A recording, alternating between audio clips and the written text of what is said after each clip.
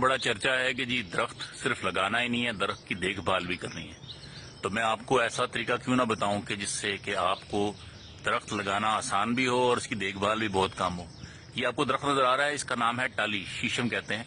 और ये तकरीबन 4-5 साल में इतने बड़े साइज का हो जाता है, 5-6 साल में।